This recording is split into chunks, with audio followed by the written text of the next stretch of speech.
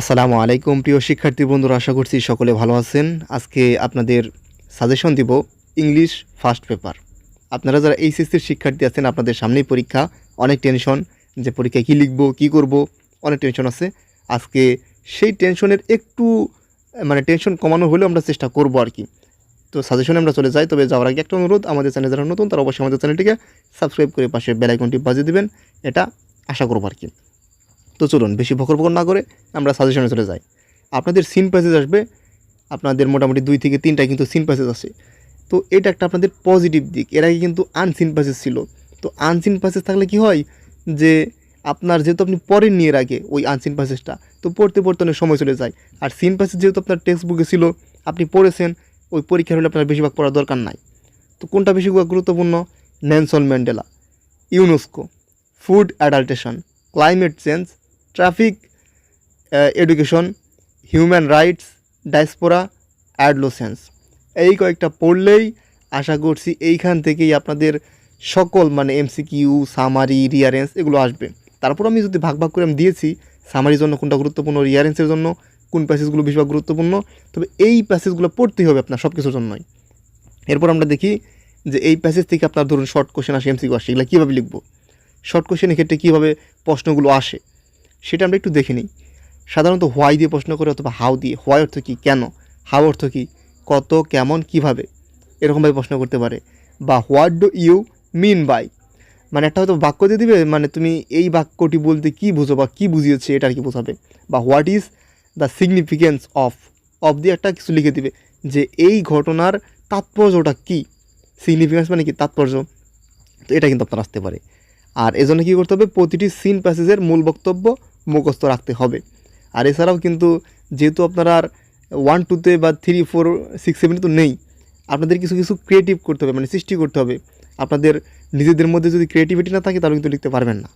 এরপর যদি আমরা দেখি সামারি রাইটিং। সামারি রাইটিংয়ের ক্ষেত্রে কোনটা বিষয় গুরুত্বপূর্ণ প্যাসেজ?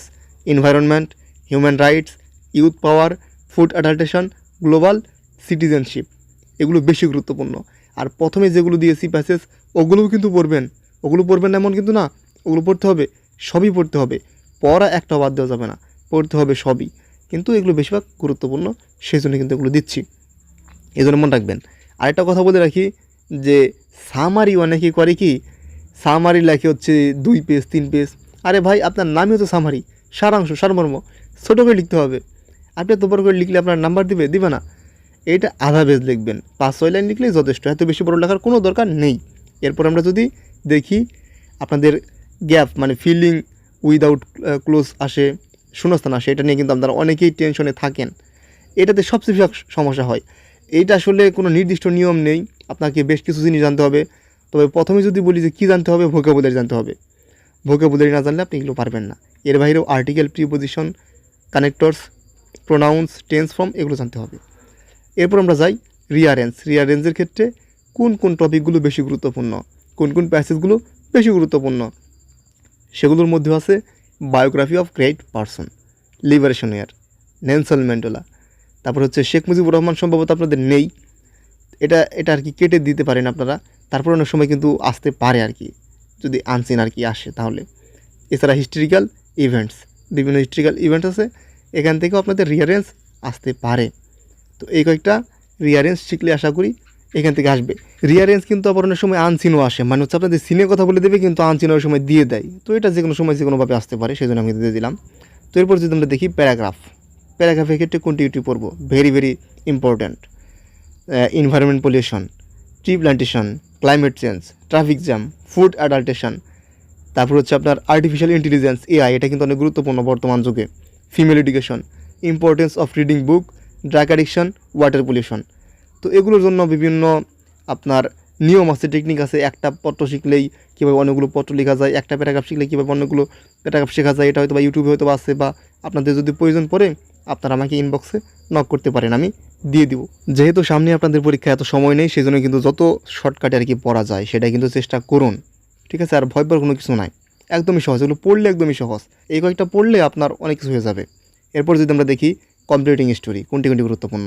এ থার্স্টি ক্রো, যে কাক যে আর কি তৃষ্ণার্ত থাকে ওইটা। Slow and steady wins the race, unity is strength, two friends and a bear, honesty is the best policy, Robert Bruce and the spider, a farmer and his sons, an honest woodcutter। এই কয়েকটা দেখুন তো, মানে এগুলো সবই কি আপনারা তো সেই 6-7 দিয়ে পড়ে আসতেছেন, ওগুলোই গুরুত্বপূর্ণ, ওগুলোই বারবার করে আসতেছে। তো আর স্টোরি আপনার ক্রিয়েটিভ স্টোরি আসতে পারে, যেটা কিনা আমাদের সময় আসছিল, বাণী লিখতে হয়েছিল, এরকমটাও আসতে পারে কিন্তু আপনাদের। এরপর যদি আমরা দেখি ইনফর্মাল লেটার বা ইমেইল কোন কোন টপিকের উপর সাধারণত আসে। প্রিপারেশন ফর এক্সামিনেশন, এটা অনেক গুরুত্বপূর্ণ, অনেক সময় এসে থাকে এটা। কংগ্রাচুলেটিং এ ফ্রেন্ড, কোনো একটা বন্ধুকে অভিনন্দন জানিয়ে আর কি কোনো পত্র বা ইমেইল হতে পারে, আসতে পারে। Thanking a friend, inviting a friend, মানে একই রকমের একটা, যে কোথাও বন্ধুকে মানে কৃতজ্ঞতা জানিয়ে বা কি অভিনন্দন জানিয়ে, অথবা আপনার হচ্ছে কোনো কিছু ইনভাইট করে আপনার বন্ধুকে কোনো চিঠি বা ইমেল লিখতে হতে পারে। Importance of physical exercise, importance of reading news paper, importance of A train journey, তারপর ডিসক্রাইব এ পিকনিক, এগুলো অনেকটা একই রকম। একটা নিয়ম শিখে নেবেন, একটা লেটার শিখলে কীভাবে অনেকগুলো লেটার লেখা যায়, এগুলো শিখলেই যথেষ্ট, মানে একদমই সহজ এগুলো, ঠিক আছে। মানে আপনি টেকনিক জানলে পরীক্ষায় A+ তোলা কিন্তু খুব বেশি কঠিন নয়, টেকনিকটা কিন্তু আপনাকে জানতে হবে। তারপর যদি আমরা দেখি গ্রাফ এবং চার্ট, গ্রাফ এবং চার্টের ক্ষেত্রে একই রকম, আপনি একটা দুইটা নিয়ম শিখে নিলেই হয়ে যাবে। মোস্ট মানে আর কি যেগুলো গুরুত্বপূর্ণ সেগুলো কী কী, literacy rate, population growth, internet users, mobile phone users, climate change data, export earning, student choice of subject, SSC অথবা HSC পাস রেট।